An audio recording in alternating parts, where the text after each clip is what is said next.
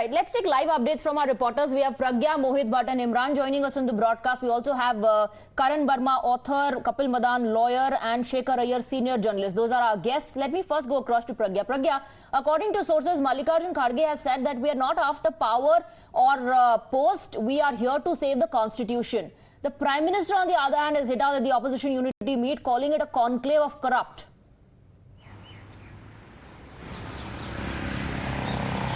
Absolutely. This is the scariest remark that has come from Prime Minister on this opposition unity meeting. Mind you, these are the parties, who have been together for a cause. Opposition parties have come together to remove Prime Minister Narendra Modi from the post, is what Chirag Paswan had to say. He is one of the allies who has just joined NDA and will be participating in today's meeting.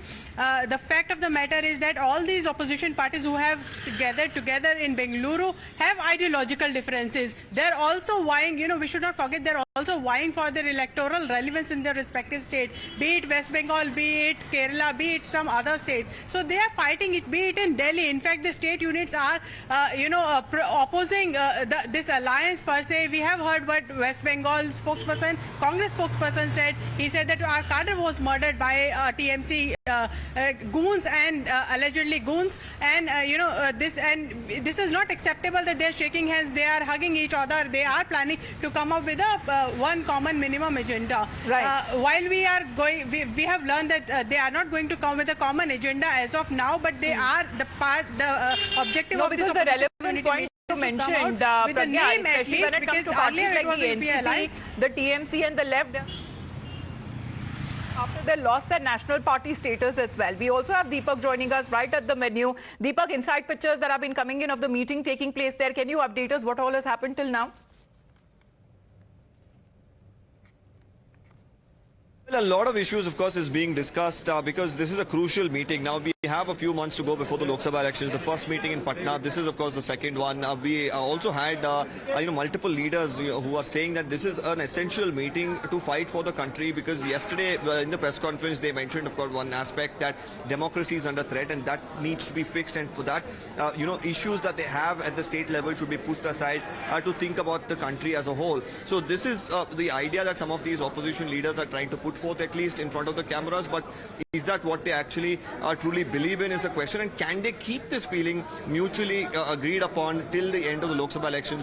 Some of these, leaders will be facing elections, and when they face elections, you have some of these parties who are sitting together on the same table, will be contesting against each other. Can they forget those sore memories because you have Lok Sabha elections around the corner? Some of them, of course, who've contested in certain constituencies will have to give it up for another party who are sitting in this particular meeting. Will the cadres at the ground level, will the leaders at the ground level be okay with these sort of issues? So while of course saying it on paper that we're all going to come together for one cause, it's not for power, is easy. There are aspirations that many of them harbor by the individually as well, and many of these leaders who are seated in this particular meeting, you at least have half a dozen of them who want to become the Prime Minister themselves, and they're all from different parties. So how are you going to resolve these sort of issues is the crux of the question. Right. We've heard from our sources that multiple aspects, like how the BJP has used agencies to target them, is something that's being discussed upon. To set aside differences at the state level, to unite at the central level, is something that's being discussed upon.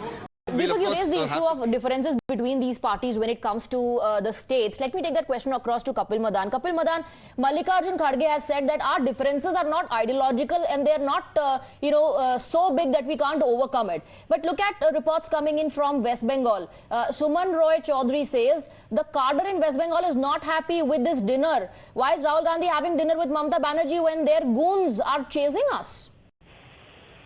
Well, if you look at the entire, statement of Mr. Kharge, one thing is very, very clear, that the Congress party and the opposition, they are meeting with open mind. They are not rigid. Everything is open for discussion. Of course, once you are in coalition with any government, you will take up your issues.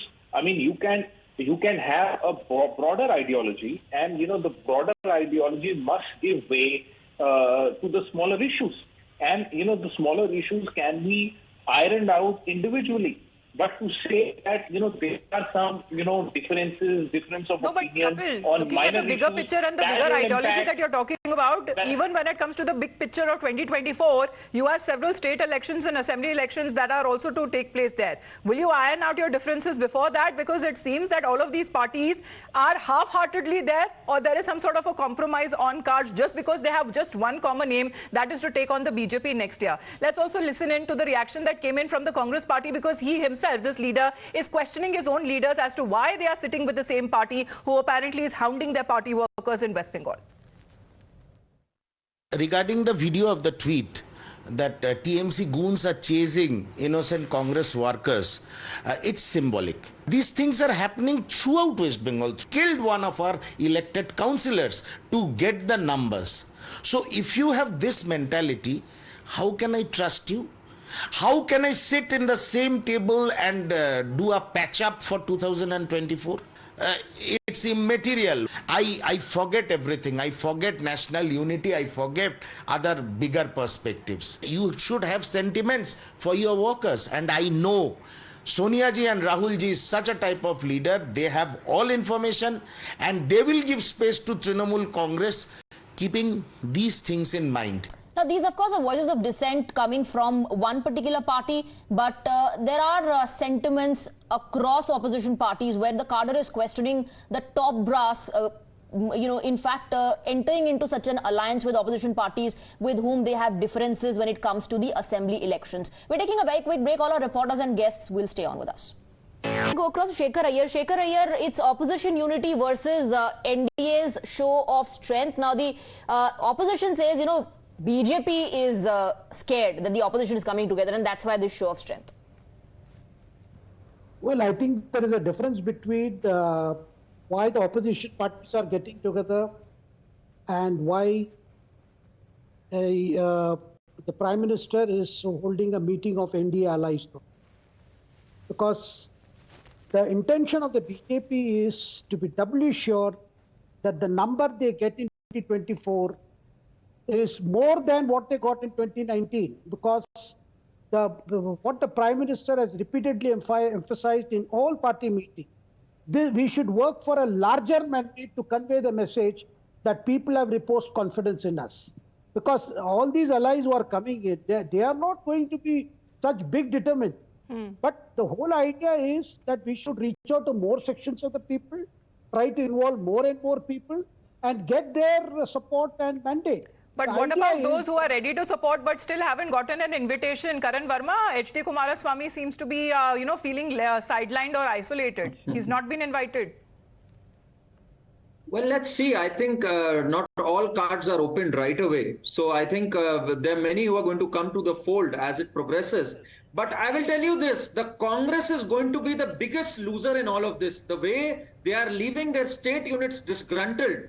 What we saw with Suman Roy Chaudhary, the Kartas, the foot soldiers are the lifeline of any party. And the Delhi unit under Ajay Makan and Mr. Adhir Ranjan Chaudhary and the entire Bengal unit is very, very miffed with Congress because their Karyakartas are losing their lives, they're getting injured, and there you are talking about saving democracy. What can be a worse show of throttling of democracy than people being killed in Bengal post-violence? Will Rahul Gandhi discuss this with Mamata Banerjee? Will all these paragons of democracy discuss the post-poll and the during-poll violence that has happened in Bengal? So this is a farce. All they are united by is two things.